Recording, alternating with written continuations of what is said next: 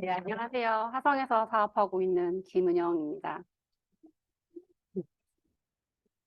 어, 제가 오늘 같이 얘기 나눌 주제는 저희 뼈입니다, 뼈. 여기 날아다니는 해골 보이시죠? 네. 저희가 100세 시대라고 하는데 이렇게 날지는 못하더라도 허리를 꼿꼿하게 세우고 두 다리로 잘 걸어 다닐 수 있게끔 우리가 뼈를 잘 지켜야 되니까 한번 알아보도록 하겠습니다. 노화의 시간을 늦추는 방법에 대해서 요즘에 관심이 많죠. 아무래도 이제 그 평균 수명이 늘다 보니까 건강 수명에 대해서도 다들 관심이 많으세요.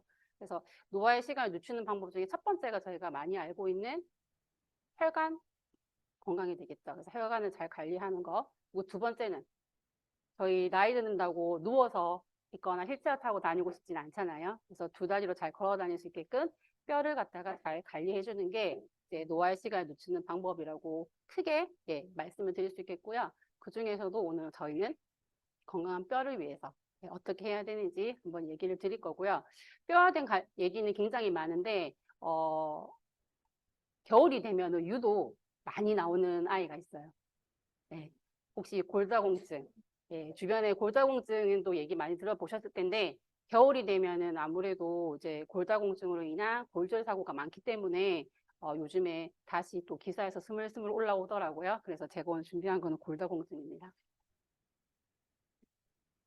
골다공증은 이제 뼈에 구멍이 많아진 상태예요. 그래서 뼈의 강도가 약해져서 그냥 약한 외상으로도 쉽게 이제 골절이 발생하는 걸 골다공증이라고 하거든요. 그래서 정상뼈랑 골다공증 뼈를 보시면은 정말 골다공증 뼈는 구멍이 정말 숭숭 들게끔 그게 빈 공간이 많죠. 그래서 사진을 찍어보면 이렇게 나오고요. 또 척추 같은 경우에는 저희 이제 갈비탕이네. 그 감자탕 좋아하시잖아요. 감자탕을 이제 저희 뼈 이제 뜯어 먹으시잖아요. 보면 네모 반듯하게 생겼죠. 걔들은. 그죠? 근데 이제 맨 위에 게 이제 정상적인 그 뼈라고 보시면 되겠고요. 맨 아래에 있는 거. 이게 가운데 스펀지 눌리듯이 눌린 아이. 걔는 이제 골다공증이 이제 진행이 돼서 이제 조그만한 이제 체중에 의해서 얘가 이제 눌러지는 거예요. 네. 저희 이제 만약에 식당에서 감자탕을 먹는데 이런 뼈가 나왔다. 그러면 상당히 기분이 좋지가 않겠죠. 근데 우리 몸도 이렇게 뼈에 이제 골질을 감소하면서 골다공증이 되게 되면은 점점 이게 압축이 된다. 라고 생각하시면 됩니다. 그래서 보시면은 압축만 되면 다행인데 예전에 저희가 길 가다가 보면 꼬부랑 할머니들 많으시잖아요. 꼬부랑 할머니들 보면은 이렇게 눌러진 상태이신 거예요. 뼈가. 근데 이제 그게 더 진행이 되게 되면은 압박골절을 해가지고 위에서부터 눌러서 스스로 뼈가 부러지게 됩니다. 근데 증상이 있느냐? 그 전까지는 몰라요. 이게 시간이 진행되면서 골절로 인해서 이제 신경이 눌러지고 하면 이제 그때서야 통증이 있어서 가시면은 골다공증이 심하십니다라고 얘기를 듣게 되는 거죠. 그래서 보이시죠? 정상적인 이렇게 꼿꼿하게 세워서 있으신 분이랑 구부정하게 허리를 구부리고 계신 분. 이렇게 차이가 나겠죠. 뭐 허리가 굽는 이유는 뭐 코어 근육이나 뭐 근육이 빠져서도 굽을 수도 있겠지만은 이렇게 골다공증이 심해도 척추가 구부러질 수가 있습니다. 그럼 이거는 몇 개월 전에 이제 검단 아파트 혹시 검단에 사시는 분이 계시면 되게 죄송하고요. 일단 거기 아파트 그때 이제 철근을 갖다 60%를 누락을 시켰다고 해요. 그래서 그때 자동 붕괴되는 사건이 있었잖아요. 근데 아파트 같은 경우는 허물면 다 부수고 다시 지을 수가 있어요, 저희가. 근데 사람 몸은 이제 골다공증 철근이 많이 빠졌어. 너 좀 부수고 다시 만들어 볼까? 이게 될 수가 없잖아요. 그러니까 저희는 미리 예방을 해야 되는 거고, 여기 이제 사업하시는 사장님들도 이제 건강관리사라는 그 사명감을 가지고 뼈 건강에 대해서 많이 얘기를 해드려야 되는 부분인 거죠. 근데 진짜 몸이 이렇게 으스스 부러진다고 생각을 해보시면 어떨 것 같으세요? 상상만 해도 좀 끔찍하긴 하죠. 실질적으로 이렇게 골다공증이 생기는 이유들을 보면은 결국은 뼈를 형성하는 거랑 흡수하는 거에 불균형이 생겨서 그런 거예요. 저희가 건물도 녹슬면은 다시 리모델링을 하잖아요. 마찬가지로 뼈도 녹슬거나 하면은 이제 파골세포라서 여기 문어처럼 생긴 애 있죠. 얘가 파골세포인데 얘가 뼈를 이제 막 부수고 다녀요. 녹슨 뼈를. 제거를 하고 다니면은 이제 그 뒤를 이제 조골세포가 따라다니면서 뼈를 만드는 일을 합니다. 그래서 이게 균형이 잘 맞아야 되는데 여성분 같은 경우 이제 완경기가 되고 나면은 이제 에스트로겐 수치가 급격하게 떨어지게 되죠. 그렇게 되면은 에스트로겐의 그 작용 중에 뭐가 있냐면은 파골세포의 기능을 좀 억제하는 역할을 해요. 근데 에스트로겐 수치가 떨어지게 되니까 이제 파골세포가 신났겠죠. 그래서 열심히 부수고 다니고 이제 조골세포는 거기를 못 따라가게 되는 거죠. 그래서 파골세포가 한 90%, 그다음에 조골세포가 45%. 그러니까 저절로 여성분들은 완경이 되고 나면은 뼈가 약해질 수밖에 없는 그런 구조를 가지고 있습니다. 근데 저희 그래프 보시면은 이제 최대 골량이 나오잖아요. 근데 최대 골량이 30대예요. 그래서 저희가 이제 자라나는 아이부터 해서 젊은 시절에 굉장히 칼슘을 섭취를 굉장히 잘 해주셔야 되는 게 되게 중요하거든요. 특히나 여기 10대에서 20대를 보면은 그때 이제 그 경사가 가장 심하죠. 그러면 그때 그만큼 중요한 시기라는 거예요. 근데 요즘에 10대, 18세 그 특히 여자아이들, 요즘에 남자아이들도 저희 조카들 보니까 외모 때문에 밥을 잘 안 먹더라고요. 무리하게 다이어트를 하다 보니까 아이들 영양 불균형이 생기면서 뼈도 약해지는 거예요. 그리고 밥은 안 먹는데 탄산은 또 그렇게 먹어요. 또 공부를 한다는 미명 아래 카페인을 먹죠. 네. 근데 카페인은 몸에서 칼슘을 뺏어 갑니다.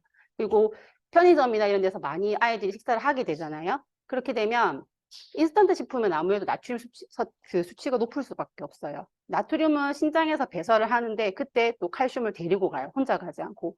그러다 보니까는 몸에서 칼슘이 굉장히 중요한 미네랄이라서 많이 가지고 있는데 이게 점점 소실되는 양도 많고 들어온 양도 부족하게 되는 거죠. 그러다 보면 아이들이 뼈에 구멍이 날 수밖에 없는 거고, 남자분들이 여자분들보다는 아무래도 최대 골량이 훨씬 더 높아요. 먹는 양도 많고 신체 키도 더 크고 하다 보니까. 그런데 이제 여성분들 같은 경우에는 이제 폐경이 되게 되면은 에스트로겐이 이제 분비가 감소되면서 급격하게 뼈가 감소하기 때문에 이때도 이제 폐경기 때도 칼슘 섭취가 굉장히 중요한 시간이 되겠습니다. 그래서 여기 보면 골절 역치라고 되어 있잖아요. 이게 골절이 생기기 쉬운 수준이에요.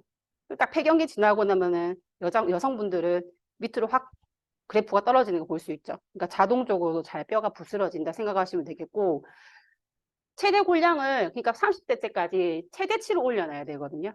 그게 1년마다 그 감소하는 게 비율 이것도 이제 그러니까 골 질량이 빠지는 것도 결국 노화란 말이에요. 노화인데 내가 최대치로 올려놨을 때 빠지는 거랑 그다음에 내가 그냥 중간치에서 빠지는 거랑은 나중에 결과가 확실히 다를 수밖에 없겠죠. 그래서 젊을 때 열심히 먹고 내가 그때를 놓쳤다. 그럼 지금이라도 열심히 드시면 됩니다. 또 골다공증이 되면은 골절이 많이 일어난다고 했잖아요. 이게 그냥 이제 특히 겨울 같은데 이럴 때 보면은 길도 얼어 있고 또 사람들이 추우니까 밖에 잘 안 나가요. 안 나가다 보니까는 근육이나 이런 데가 좀 경직된 상태겠죠. 그래서 걷다가 그냥 살짝 미끄러졌는데 뼈가 부러진다든지 아니면은 그냥 넘어지면서 낙상 사고도 되게 많이 일어나거든요. 넘어지다가 살짝 이제 부딪혔는데 이제 보통은 손목으로 이렇게 짚죠. 그러니까 손목뼈도 굉장히 많이 부서지세요. 그래서 아니면 이제 어깨라든지 골반 그리고 심하신 분들은 기침했는데 갈비뼈가 부러지시는 분들도 계세요. 예. 그리고 내가 어디 일어나다 어디 툭 부딪혔다. 근데 갈비뼈가 아파. 그러면 가서 보면은 골절입니다 하는 경우가 있을 수가 있거든요. 근데 왜 우리가 미연에 이거를 발견하지 못할까요? 골다공증은 증상이 없어요. 그래서 무서운 거예요. 예. 그래서 이렇게 내가 골절이 돼가지고 가서 찍어보면은 아 골다공증이 있습니다라고 이게 그 진단을 받는 경우가 굉장히 많다는 거죠. 근데 뼈가 부러지면은 이제 사망과 무슨 관련이 있느냐. 그래서 예전에도 이제 보통 요즘에 많이 아시던데 고관절이라고 해서 여기 보시면은 골반과 대퇴를 연결해 주는 여기가 고관절이거든요. 근데 여기 보시면 여기 목 있는 데 있죠. 여기 빨간 부분. 거기가 잘 부러지게 생겼죠, 봐도. 가늘잖아요, 일단. 가느니까 걔가 잘 부러진단 말이에요. 그래서 여기가 부러지면은 보통 이렇게 부러져서 오시는 분들이 이 연령대가 어떻게 될까요? 예, 예, 맞아요. 고령이신 분들이 되게 많으세요. 그래서 연세가 많으신 분들이 골절로 해서 입원을 하셨다. 그러면 보통은 이제 집으로 돌아가신 경우가 잘 없어요. 네. 왜 그러냐면은 젊은 분들은 고관절 수술을 할 수가 있겠죠. 또 기동을 해야 되고 또 뼈의 상태도 이제 그 골다공증이 심하지가 않고 하니까. 근데 연세 많으신 분들은 또 그 힘든 수술까지 과연 버티실 수 있을까라고 생각을 한다고 하면 수술보다는 그냥 치료를 하는데 그냥 움직이면 안 되기 때문에 누워 계세요. 누워 계신데 그 노인분들은 아무래도 우리보다 영양도 부족하실 거고 그리고 계속 누워 있다 보면은 이제 압력에 의해서 욕창이 잘 생기거나 아니면은 근육도 다 빠지게 되죠. 근육이 다 빠지게 되면서 다른 2차 증상이 나타날 수 있고 특히나 감염에 굉장히 취약해지세요. 욕창도 뭐 감염이겠고 그다음으로 많은 게 이제 흡인성 폐렴. 예, 폐렴으로 해서. 그래서 결국은 2차 감염으로 해서 이제 돌아가신 경우가 굉장히 많거든요. 그래서 골절이 일어나고 나서 1년 정도 지났을 때 사망률이 거의 17% 된다고 하거든요. 얘는 암으로 사망하시는 것보다 사망률이 더 높아요. 예. 그래서 골절도 굉장히 무섭다. 골다공증이 그만큼 무섭다라는 거를 한번 생각하시면 되겠습니다. 그러면 골다공증이 얼마나 흔한지 저희가 볼게요. 보통은 이제 그래 딱 보기만 해도 할머니들이 더 많죠. 예. 이제 50세 이상이 되면은 10명 중에서 3, 4명은 골다공증을 가지고 있습니다. 그러니까 친구 3명에서 걸어가면 그 중에 1명은 골다공증이라는 거예요. 그러면은 남성분 같은 경우는 이제 10명 중에 1명꼴로 이제 50세 이상일 때 유병률이 있는데 그 중에서 문제가 되는 거는 남성분들은 골다공증은 나랑 상관이 없다고 생각하시는 경우가 되게 많아요. 근데 요즘에는 식습관이나 아니면 스트레스 뭐 이런 기타 뭐 영향에 의해서 점점점 남성분들도 골다공증이 증가하고 있는 시세입니다. 그래서 여성분들은 이제 신체 주기를 봤을 때 이제 완경이라는 거를 겪기 때문에 좀 더 뼈에 대해서 좀 신경을 쓰시는 경우가 있으세요. 그래서 그때 돼서라도 늦게나마 이제 칼슘을 챙겨 드신다든지 그런 이제 액팅을 하시는데 남성분들은 난 괜찮아 이런 분들 굉장히 많단 말이에요. 그래서 남성분들도 갱년기가 있거든요. 네, 그때 잘 챙겨 드실 수 있게끔 이제 여성 사업가분들 나 먹을 때 아이들만 챙겨 주시 마시고 이제 남편분도 챙겨 주시는 걸 좀 해줬으면 좋겠습니다. 그럼 골다공증의 아까 골절이 되게 무섭다고 했잖아요. 이게 얼마나 흔한가 보면은 50세 여성 중에서 10명 중에 3명은 이제 전 생애 중에서 골다공증으로 인해서 골절이 생기는 경우가 10명 중에 3명은 된다고 하거든요. 그래서 일생 중에서 골절을 경험하는 경우가 남성 같은 경우도 10명 중에 1명이에요. 근데 문제는 골다공증으로 골절이 됐다 했을 때 얘가 이제 골절을 치료를 하고 나왔어요. 나온 다음에 골다공증이 치료가 안 됐는데 또 2차, 3차 재발되는 골절이 생길 수가 있겠죠. 예, 실제적으로도 골다공증을 해서 한번 골절되셨던 분이 2차 골절을 경험하신 경우가 높거든요. 예, 그래서 골다공증을 잘 관리해 주신 게 중요하다. 생기기 전에 미리 우리는 예방하는 게 더 중요하다라고 말씀드릴 수 있고요. 그러면은 이렇게 골다공증이 생명과도 직결이 될 수도 있는데 얼마나 우리가 인지를 하고 있고 또 얼마나 치료를 하고 있는가 보면은 여성분들은 10명 중에서 8명은 진단을 받지 못하고 있다고 합니다. 근데 그 중에서도 치료는 10명 중에 1명만 받는데요. 9명 분들은 치료를 안 받는다는 거죠. 예. 그만큼 인주율과 치료율이 낮기 때문에 왜 그럴까요? 아까 제가 말씀드린 것처럼 골다공증은 증상이 없기 때문에 더더욱 인지율이 떨어질 수밖에 없겠죠. 그리고 치료율도 시작은 했는데 끝까지 가시는 분이 또 흔치가 않아요. 예, 왜냐면은 이제 그 골다공증 있으신 이제 분들을 만나시다 보면은 비스포스포네이트라고 하는 약인데 얘가 이제 골다공증 치료제로 많이 쓰는 약이거든요. 네, 아침에 공복에 먹고 누우시면 안 돼요. 많은 양의 물과 함께 먹어야 되고 그걸 이제 지키시면서 드셔야 되는 거죠. 근데 이제 약국에서 굉장히 무섭게 얘기를 해요. 꼿꼿하게 허리를 세우고 물이 이만큼 먹고 근데 그렇게까지 안 하셔도 되거든요.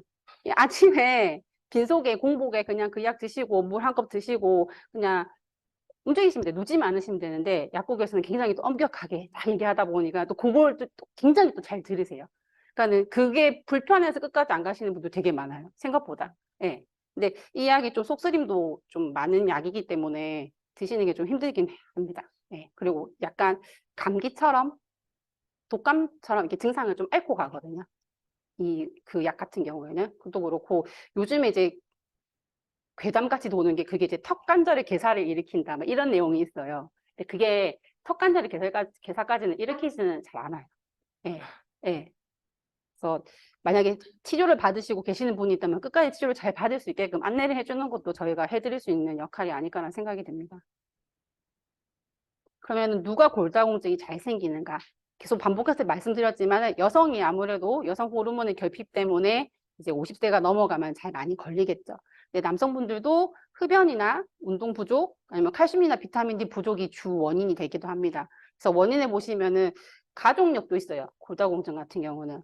예, 그래서 제가 이제 저희가 그 박스를 들고 한 번씩 이제 측정을 해드리잖아요. 예, 예, 그 측정을 해드리면은 이제 모녀지간을 재보면은 뼈는 되게 비슷하게 나온 것도 많아요. 예, 그래서 그리고 이제 체형을 딱 봤을 때 이제 서구형 체형이신 분들, 다리 날씬하고 허리 잘록하고 이런 분들, 이제 키 크고 그런 분들은 뼈가 약합니다. 예, 예, 그걸 한번 이제 참고를 하고 보시면 좋을 것 같아요. 예, 그리고 이제 노화는 제가 이제 골다공증 노화라고 했잖아요. 노화는 어쩔 수 없는 거고 우리가 이제 음주나 흡연 나쁜 이제 생활 습관으로서도 생기고 운동 부족하면은 이제 골다공증이나 아니면 뼈 건강을 위해서는 이제 걷는 운동이 되게 중요하거든요. 하고 이제 근육에 힘을 줬다 뺐다 하는 운동도 굉장히 필요해요. 그렇게 해야 뼈에 이제 칼슘이 더 잘 달라붙기도 하고 또 뼈가 약할 때 우리가 그걸 옆에서 지탱해 줄 수 있는 근육이 있잖아요. 근육의 힘을 키워줄 수가 있는데 운동이 부족하시다? 예, 그런 분들은 아무래도 골다공증이 더 생기기가 쉽죠. 그리고 여성분들은 아무래도 에스트로겐이 부족해지게 되면 파골세포의 기능이 억제되는 그 작용을 못하기 때문에 이제 만들어지는 것보다 없어지는 뼈가 더 많기 때문에 골다공증이 생기는 거고 약물을 장기 복용하는 경우 특히 대표적으로 스테로이드가 있습니다. 저희 되게 흔하게 많이 쓰죠. 스테로이드 같은 경우. 근데 스테로이드 장기간 드신 분들은 뼈가 다 약해지세요. 예. 하고 불충분한 영양소, 저체중. 요즘 아까도 말씀드린 것처럼 젊은 친구들이 진짜 몸매를 만들겠다고 굉장히 안 먹어요. 예, 그러다 보니까는 체중이 적은 사람들 보면은 거의 다 이제 골다공증 생긴 분들이 많고 대표적으로 칼슘이나 비타민 D가 부족한 경우. 비타민 D는 정말 저희가 이제 실내 생활을 많이 하다 보니까 더 부족한 경우가 많겠죠. 그리고 고를 소실시킬 수 있는 질환들, 류마티스 관절염이나 갑상선 기능 항진증이나 이런 질환들이 있을 경우에는 뼈가 약해지기가 쉽습니다. 특히 류마티스 관절염 있으신 분들은 저희가 퇴행성 관절염은 연골이 닳는 거잖아요. 그래서 얘는 골다공증 때문에 연골이 닳아라고 말하기에는 좀 거리가 멀어요. 근데 류마티스 같은 경우 얘는 전신질환이거든요. 전신질환이기 때문에 뼈도 침범을 받고 또 류마티스 관절염 있으신 분들이 오랫동안 스테로이드를 갖다가 치료대로 드시게 됩니다. 그렇게 되면은 또 뼈에 구멍이 생길 수가 있겠죠. 그리고 갑상선 호르몬 같은 경우도 뼈에 그 골다공증을 일으키는 원인이 되기도 합니다. 그래서 이런 걸 알고 있으면은 저희가 예방할 수 있는 부분을 예방할 수 있는 게 찾을 수가 있겠죠. 첫 번째로 이제 불충분한 영양소. 그죠? 영양소를 잘 맞춰주는 건 저희가 해줄 수 있겠죠. 추후 관리로라도. 그 다음에 음주와 흡연. 좀 절주와 그 금연을 좀 도와드리게 할 수 되고, 근데 운동 부족은 운동을 할 수 있게끔. 그래서 이 빨간 박스 안에 든 거는 저희가 예방도 할 수 있고, 그리고 내가 골다공증이 생겼을 때 이거는 저희가 이게 제공을 할 수 있는 부분이 될 수 있겠죠. 그래서 골다공증은 증상이 일단 없고요. 골절이 되고 나면은 아파서 갔는데, 아, 골다공증입니다. 라고 얘기를 듣습니다. 그래서 이제 그때서야 이제 돌아 누울 때 아프다든지, 기침할 때 더 아프다든지, 아니면 허리가 아프다든지. 예, 근데 그 통증도 4명 중에 1명만 발생을 한다고 하거든요. 그게 정말 이제 증상이 잘 없는, 예, 침묵의 질환이라고 말씀드릴 수 있겠습니다. 그럼 누가 골밀도 검사를 받아야 할까요? 이게 또 급여가 안 되는 부분이 있잖아요. 그래서 이제 위험 요인이 있는 분들, 그러니까 폐경 여성이거나 아니면은 50에서 이제 70세 미만의 남성분들, 아니면 또 위험인자하고는 무관하게 65세 이상 여성과 70세 이상의 남성분들, 이런 분들도 보험 적용이 됩니다. 그리고 또 골절을 한번 겪었던 모든 사람분 되고, 2차성 골다공증이란 말이 이게 질환으로 인해서 골다공증이 생긴 경우, 아까 뭐 류마티스나 그런 경우들. 예. 그리고 이제 골다공증 약물을 치료하기 전에 저희가 이제 비포 애프터를 봐야 되니까 측정을 해야 되겠죠. 그리고 그냥 단순 엑스레이를 찍었는데 척추 골절이나 골다공증이 의심돼요 라고 하면은 네, 검사를 하실 수 있겠고, 또 이제 골다공증 치료를 받거나 중단하는 사람들은 모두 다 이제 골밀도 검사를 받을 수 있는데요. 저희 나라는 그 잘 활용을 안 하는데 외국에는 골절 위험도를 측정하는 그 사이트가 있어요. 그래서 내가 직접 입력을 하면은 당신의 골절에 대해서 이제 위험도가 몇 %입니다 이렇게 나와요. 네, 그래서 그거를 보고, 왜냐면 이제 저희 나라는 아무래도 이제 아프면 병원 가 이런 식인데, 외국 같은 경우에는 아프면 큰일 나잖아요. 병원비 때문에. 예, 이게 예방의학이 되게 발달을 많이 됐단 말이에요. 그래서 그런 사이트도 있습니다. 그래서 골다공증 있어 하는 분들 보면은 내 티값이 얼마야 라고 얘기하는 거를 이제 필드에서 다니시다 보면 종종 들으실 거예요. 그래서 그 티값에 대해서 좀 설명을 드리겠는데, 여기 그래프 보시면은 티값이 있고 Z값이 있거든요. 내가 이제 60세 환자란 말이에요. 그러니까 60세 환자의 골밀도 수치가 이렇게 나왔어요. 예, 그러면은 T값은 누구와 비교를 하는 거냐면 청년들. 예, 젊은 사람들의 최대 그 골량의 그 평균치와 나이 차이를 갖다가 보는 거예요. Z값은 나와 동년배. 예, 동년배들과 그 같은 나이대에서 나와 차이점을 보는 거거든요. 그래서 이제 폐경 이후나 아니면 이제 그 50세 이상의 남성 같은 경우에는 T값으로 골다공증을 진단을 하고요. 소아나 뭐 청소년이나 폐경 전이거나 50세 이전이면 이분들은 Z값을 봅니다.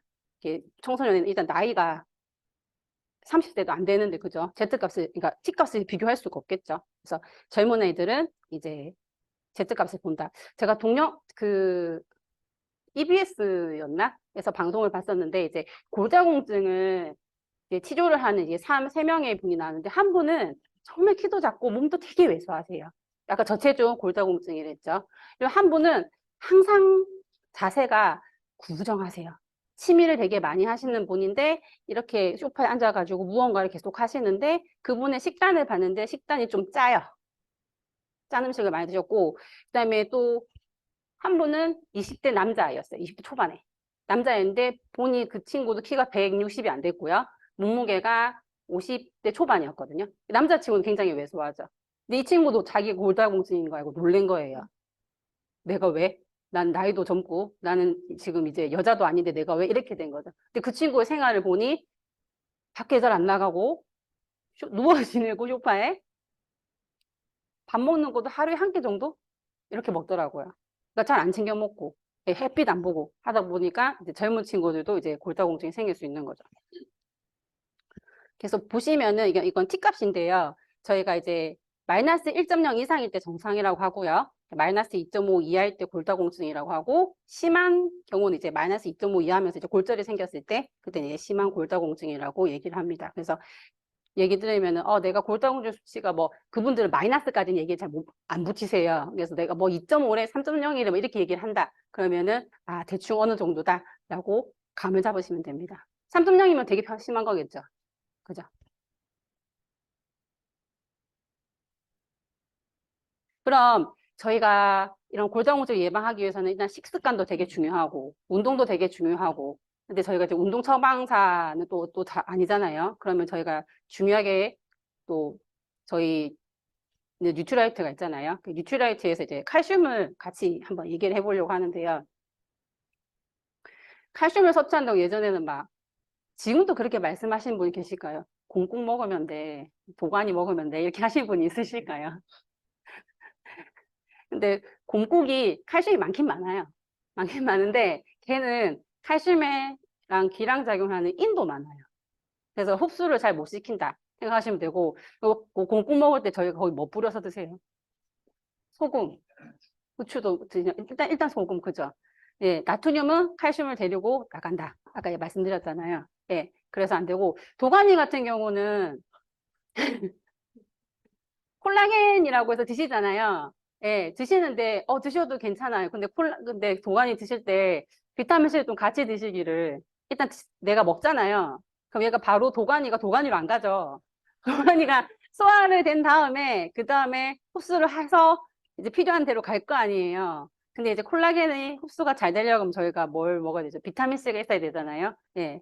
그렇게 생각하시면 될 것 같아요. 그래서, 그럼 그러니까 또 뼈를 좋게 하는 것 중에서 어릴 때부터 정말 달달달 배웠던 뼈째 먹는 생선. 그죠? 멸치. 미꾸라지도 뼈째 먹죠. 추어. 갈아서. 예. 근데 매번 우리가 식단에서 그걸 챙겨 먹기가 좀 힘들죠. 예. 그리고 뭐 우유도 되게 칼슘이 많은 제품이긴 한데 우유 같은 경우는 아까도 얘기했던 인도 개도 만만치 않게 많아요. 그리고 이제 저희 나라 사람들 같은 경우에는 유당불내증이 있거나 하신 분들은 드시기 좀 힘들잖아요. 그럼 이제 그릭 요거트나 이런 거로 대체해서 또 드실 수 있고 견과류 드시고 이렇게 대체 음식들이 좀 많아요. 그리고 콩도 굉장히 좋은 이제 칼슘의 보고가 될 수 있거든요. 굉장히 많은데 매번 그걸 내가 챙겨 먹기 쉽지가 않다. 그러면은 칼슘 보충제가 선택이 될 수 있겠죠. 근데 국민의 60%가 필요한 만큼 칼슘을 섭취를 잘 못한다고 해요. 다른 것들에 비해서. 그만큼 중요한 영양소인데 많이 부족하다는 거죠. 보면 이제 전 국민의 68.7%만 권장량을 이제 섭취를 하고 있습니다. 그리고 점점 골다공증 환자가 점점 늘어나고 있죠. 예, 그래서 칼슘을 갖다가 적절히 잘 섭취를 하는 게 굉장히 중요하고요.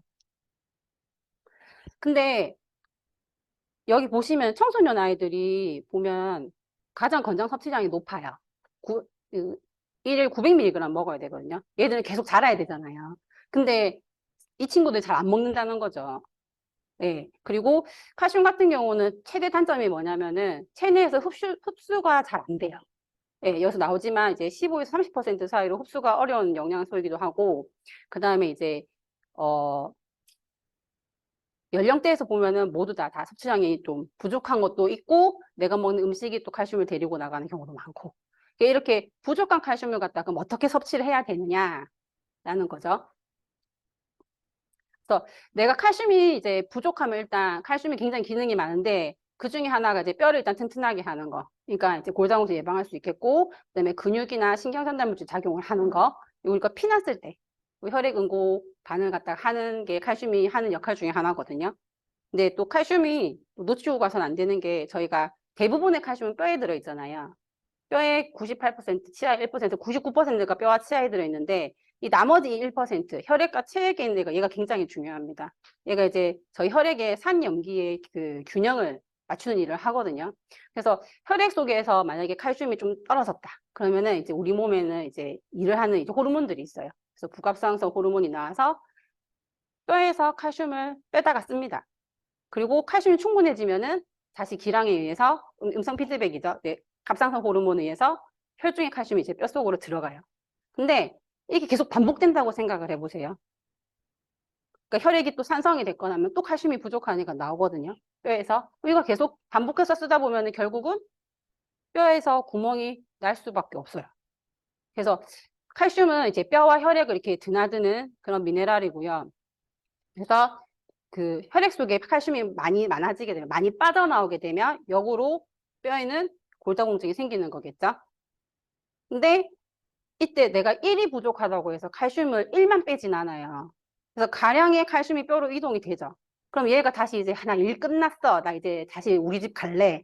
안 간단 말이죠. 그래서 대부분 이제 혈관이나 다른 주변 조직에 이렇게 달라붙게 돼요. 그걸 저희가 이제 석회화라고 얘기를 하거든요. 혈관에 석회화가 됐다고 생각을 해보세요. 딱딱해지겠죠. 동맥경화의 원인 중에 하나가 칼슘입니다. 칼슘.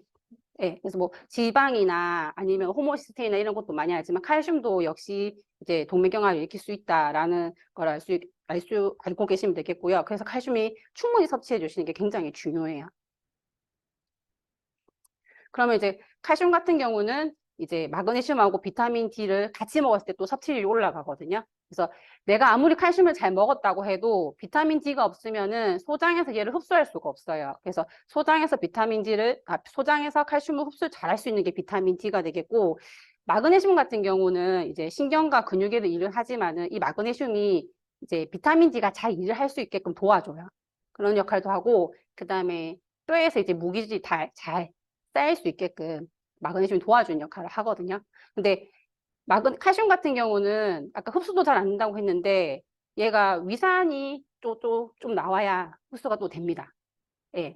그래서 무조건 또 칼슘을 너무 많이 먹게 되면은 위산 분비를 자극해서 속쓰림이 생길 수 있거든요. 그래서 한 번 먹을 때 500mg으로 이하로 해서 최소 2시간 간격을 두고 두세 번 이렇게 하루에 드시면 좋고요. 저희 칼슘이 굉장히 좋은 게 뭐냐면은 속쓰림이 확실히 덜해요. 이제 그 칼슘, 내가 골다공증이 있어서 칼슘을 병원에서 먹어. 근데 나 너무 속이 불편해서 못 먹겠어 하시는 분들이 되게 많거든요. 탄산칼슘 같은 경우는 이게 처방해주는 건 거의 다 탄산칼슘인데 그거 먹었을 때 이제 속쓰림이 되게 심하고 가스가 난다든지 더부룩함이 되게 심해요. 그리고 그 함량도 이제 고용량인 게 많고 그러다 보니까 불편함을 호소하시는 분이 있다. 그러면 저희 칼맥주를 탁 드리면은 정말 좋아하세요. 제가 그런 소비자분이 몇 분 계시거든요. 예, 그래서 그 병원에서 처방받은 내가 칼슘이 내가 못 먹겠어. 그러면 우리 거 한번 먹어봐. 왜 저희는 반품이 되잖아요. 예, 그래서 한번 추천해드리기에 굉장히 좋은 제품이 되겠습니다. 그리고 마그네슘과 비타민 D뿐만 아니라 뼈 건강을 위해서 함께 먹으면 또 좋은 영양소가 저희 콜라겐하고 비타민 C랑 비타민 K가 있거든요. 그래서 요걸 조금 이해하려면 뼈 구조를 봐야 돼요. 요 보시면 그 겉에는 딱딱하고요. 안에는 이제 그 해면골로 되어 있어요. 스포니처럼 이렇게 되어 있고 안에는 이제 골수가 있고요. 그래서 뼈의 구성 물질을 보시면은 이제 무기질이 45%, 유기질이 35%, 수분이 20%예요. 수분 굉장히 중요합니다. 네, 20%는 수분이라고 했으니까 미네랄이 풍부한 물을 드시는 게 굉장히 중요하시겠죠. 그리고 단백질 이게 저희가 칼슘을 먹었어요. 그리고 다른 미네랄도 같이 먹었어요. 이 미네랄들을 뼈에 잘 그 저장할 수 있게끔 하는 그 골기질이라는 부분의 90%가 콜라겐입니다. 그래서 머리부터 발끝까지 하드슈가 아니고 머리부터 발끝까지 콜라겐입니다. 네, 그래서 저희가 이제 저희 트루 콜라겐 같은 경우는 이제 탈모 때문에 이제 제품이 나올 때 함께 나와서 또 그렇게 전달을 하시는 경우도 많잖아요. 아니면은 요즘에는 미용 때문에 많이 드시거든요. 피부 때문에. 근데 우리 몸은 전부 다 콜라겐으로 이루어져 있다라고 생각하시면 됩니다. 그래서 콜라겐이 이제 칼슘이나 인이 뼈에서 나가지 못하도록 딱 잡아주는 그런 역할을 하게 되고요. 그리고 아까 비타민 C가 같이 먹으면 좋다고 했잖아요. 비타민 C는 콜라겐 흡수를 도와주니까 같이 드시면 좋습니다. 그래서 지금 이런 계절에 먹으면 좋은 과일이 있죠. 저희 제주도에서 나는 귤. 네. 귤에 있는 제가 정확하게 지금 이름이 기억이 안 나는데 거기에 있는 걔도 이제 식물 내재 영양소인데 그 친구가 오렌지나 그 레몬보다 많다고 해요. 예, 그래서 귤을 같이 먹었을 때 비타민 C도 섭취를 할 수도 있고 또 골다공증을 예방할 수 있는 그 식물 영양소도 함께 들어있다는 거. 많이 드시면 안 되겠지만 적당히 모든 거 적당히 드시면 좋겠고 비타민 K 같은 경우는 얘는 그렇게 유명했던 애가 아니에요. 예, 근데 좀 관심을 가지고 보셔야 되는 게 그 아이를 출산하신 분들은 알 거예요. 신생아들은 장 안에 세균이 없잖아요. 그러니까 나오면서 이 비타민 K를 주사를 맞아요. 그 말은 우리 장이 건강하면 비타민 K를 잘 만들어낸다는 얘기예요. 장내에 있는 세균에 의해서 비타민 K가 만들어지거든요. 그리고 또 저희 나라는 원래 이제 옛날부터 이제 나물이나 이런 종류도 많이 먹었잖아요. 그래서 야채를 많이 먹으면 비타민 K가 부족할 일이 잘 없어요. 근데 지금 젊은 친구들이나 아니면 젊은 친구가 아니라도 중장년층을 보면은 확실히 야채보다는 육류나 탄수화물 섭취가 훨씬 더 많죠. 그럼 장내 환경도 안 좋을 수밖에 없고 그리고 그러니까 브로콜리나 양배추 뭐 케일, 시금치 이런 거에 굉장히 비타민 K가 많단 말이에요. 근데 얘가 무슨 역할을 하냐면은 얘는 뼈에서 칼슘이 못 나게끔 붙들어준 역할을 해요. 예. 내가 열심히 비타민 D를 잘 먹어서 소장해서 칼슘을 섭취를 잘 했단 말이에요. 그래서 잘 이동을 잘 시켰단 말이에요. 잘 시켰는데 빠져나오는 게 또 많으면 붙잡고 있는 애가 없으면 얘가 계속 나올 거 아니에요. 그죠? 그래서 비타민 K는 뼈에서 칼슘이 빠져나가는 걸 붙잡아 줄 수 있는 친구라고 생각하시면 됩니다. 그게 이제 그 칼슘이 골 기질에서 이제 같이 결합하는 단백질이 있어요. 여기 오스테오칼신이라고 하는 건데 이 오스테오칼신이 만들어질 때 비타민 K가 반드시 필요합니다. 네, 그래서 이제 비타민 K를 같이 드시게 되면은 이제 뼈 건강을 더 잘 지킬 수 있고 여기 보시면은 고관절도 감소됐고 척추골절도 감소되었다는 연구가 있고 그다음에 이제 고관절 골절 위험률도 감소를 했다. 이렇게 나와 있죠. 그래서 그 야채, 초록색 잎채소를 갖다 많이 드시는 것도 뼈 건강에 굉장히 도움이 됩니다. 그래서 비타민 K가 결핍이 예방하기 위해서는 성인 같은 경우는 75 마이크로그램, 여성은 65. 이 권장량을 이제 증가를 해야 돼요. 골다공증을 걱정이 되거나 예방을 하기 위해서는 500 마이크로그램까지 먹일 수 있습니다. 비타민 K 지용성인데 많이 먹어도 돼? 많이 먹어도 됩니다. 얘는 체내에서 많이 머무는 시간이 그렇게 길지가 않아요. 그래서 비타민 K는 많이 드셔도 되고,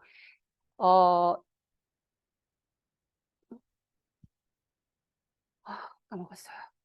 네, 갑자기 생각이 안 났어요. 네. 비타민 K 그 어디에 있냐? 네, 더블엑스에 들어있어요. 네, 그래서 진짜 비타민 K까지 꼼꼼하게 들어있는 종합 영양제 더블엑스 정말 좋은 영양제겠죠. 그래서 아기 돼지예요. 보기 귀엽죠. 근데 내 뼈가 지푸라기나 나무라고 생각을 해보세요. 살짝 그냥 얘가 불었을 뿐인데, 그죠? 후 불었을 뿐인데 으스스 무너지면, 그죠? 그래서 100세 건강 수명을 위해서는 이렇게 벽돌처럼 단단하게 시멘트 잘 발라가면서 콜라겐 잘 먹어가면서 뼈를 갖다 지켜야 합니다. 그래서 저희 뉴트리라이트의 칼맥질을 갖다가 마지막으로 소개를 드리겠는데요. 얘는 이제 심해바다에서 온 친구죠. 그래서 아까 칼슘 같은 경우에 흡수율이 되게 낮다고 했잖아요. 근데 해조 칼슘 같은 경우에는 식물성 칼슘이고 그 흡수율이 높아요. 높고 그리고 좀 안정성도 있고, 그 이제 굴껍질에서 또 추출한 칼슘도 함께 먹을 수 있고, 일단 그 자연에서 얻었기 때문에 다른 미네랄도 풍부하게 많다는 거. 그래서 뼈는 제가 계속 칼슘만 얘기했지만 칼슘 말고 다른 미네랄도 굉장히 많이 들어 있어요. 그래서 이제 풍부하게 미네랄이 함유되어 있고, 그 다음에 이제 아까도 말씀드린 것처럼 마그네슘, 비타민 D가 함께 들어있습니다. 그 더군다나 더 좋은 거는 비타민 D도 종류가 여러 가지가 있는데 D3가 흡수율이 높거든요. 그래서 D3 억양이 셌습니다. D3 이 같이 들어가 있다는 거. 그리고 칼슘과 마그네슘이 2대1로 이제 배율이 되어 있을 때 가장 흡수율이 제일 높다고 하니까 정말 칼슘의 흡수율까지도 꼼꼼하게 따져서 잘 설계가 된 제품이라고 말씀드릴 수 있습니다. 그리고 저희는 정말 그 원료가 이런 원료로 만드는 회사는 정말 없죠. 그래서 저희 뉴트라이트만의 방법으로 정말 집요하고 철저하게 추출한 가공한 칼맥디를 아실 수 있겠고요. 저는 이제 이 아이슬란드 그를 얘 때문에라도 가보고 싶어요. 칼맥디 때문에라도. 하나의 또 꿈이 탄생을 하네요. 그래서 그 칼슘을 먹는 것도 중요하지만 기본적으로는 뼈 건강을 위해서는 제일 우선이 돼야 되는 거는 이제 정말 균형 잡힌 식사거든요. 그래서 내가 잘 먹는다는데 잘 먹는 사람들의 속을 들여다보면은 이렇게 헤집어 보면은 정말 잘 먹고 있는 사람이 흔치가 않으세요. 그래서 그럴 경우에는 저희는 정말 그 생태농법으로 키운 저희의 뉴트라이트를 갖다가 안내줘도 굉장히 좋고, 더블엑스를 같이 드시면서 칼맥질을 드시면 굉장히 도움이 더 될 거라고 저는 생각을 하거든요. 왜냐하면 기본적으로 영양소가 잘 바탕이 깔려 있을 때 내가 무언가 추가를 먹었을 때 흡수율도 더 높아진다는 거를 꼭 기억하셨으면 좋겠고요. 비타민 D를 아까 제가 빼먹은 게 생각이 났어요. 제가 더블엑스랑 칼맥질랑 비타민 D를 다 같이 먹어요. 근데 저희 비타민 D 수치가 어떻게 될까요? 궁금하시죠? 제가 작년에도 28, 올해도 28이에요. 근데 정상 수치가 30 이상이어야 되거든요. 그래서 더 먹어도 된다. 비타민 D 지용성인데 몸에 축적되면 부작용이 생기지 않을까요? 절대 없어요. 그런 경우 절대 없어요. 그러니까 비타민 D 많이 드셔도 되고, 저 이제 다음 날인가요? 비타민 D 고용량이 또 출시가 되죠. 그것도 함께 기대하셔도 좋은 제품 될 것 같고, 내가 콜라겐을 따로 드시기가 힘드시다. 그러면은 단백질과 비타민C를 함께 드시면 콜라겐이 만들어집니다. 그것도 같이 드시면 되겠고, 그 다음에 혈액이 깨끗해야 영양소든 호르몬이든 이동을 잘 해서 뼈 건강을 지킬 수 있겠죠. 그래서 오메가3 잘 드시면 좋고요. 그리고 이 모든 영양소들이 흡수가 잘 되고 장에서 K도 잘 만들어내려고 하면 저희가 유산균도 드셔야 됩니다. 그래서 저희가 기초 영양을 굉장히 중요하게 드시면은 결국은 뼈도 건강도 지킬 수 있다는 거를 마지막으로 꼭 말씀을 드리겠습니다. 지금까지 들어줘서 감사합니다.